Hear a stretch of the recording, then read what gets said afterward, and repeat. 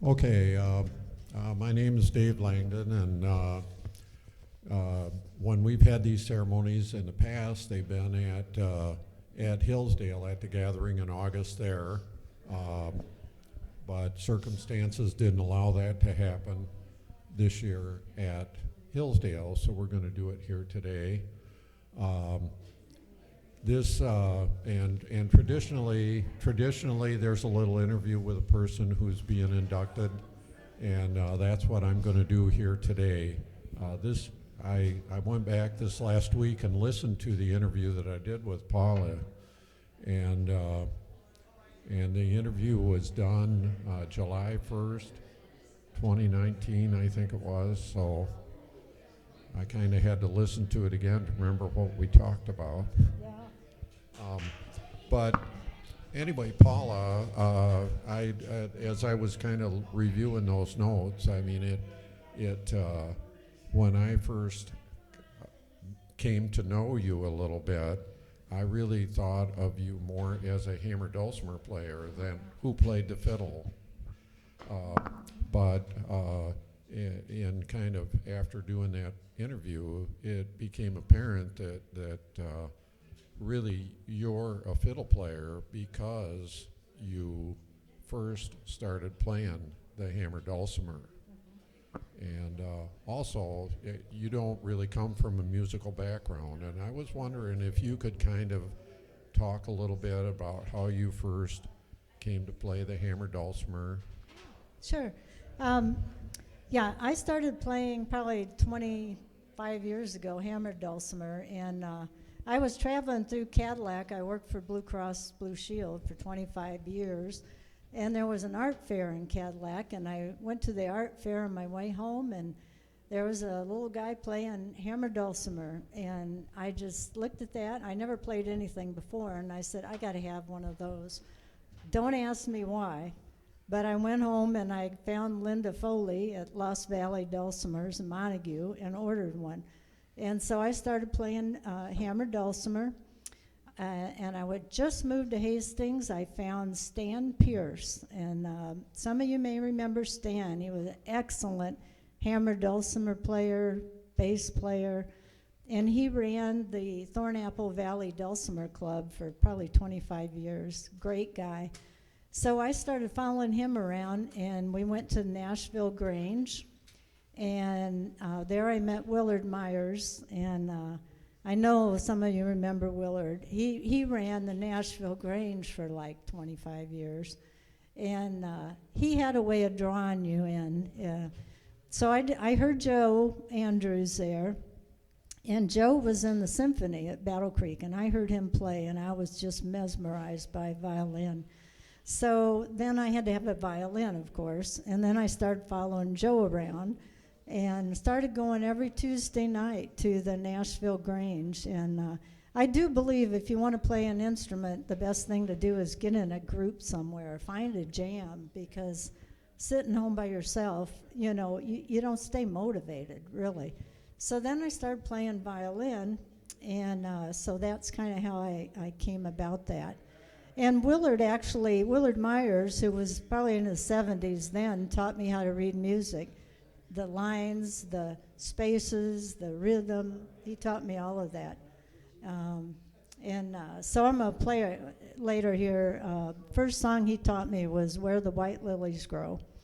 So I thank Willard, because I don't know if I would have stayed with it or not, other than that jam there.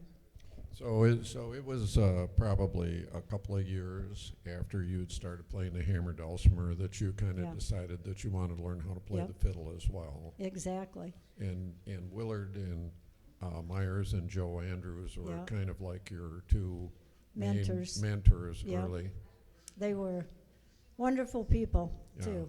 And it seems like I also read that once you started coming to these fiddle jamborees here in Hastings and at other places, that Willard was the one who kind of encouraged you to get up and play for the first time. Yeah, at got Nashville. Up and played with you a couple of times to get you started. He did, and I'm sure some of you here can relate to it.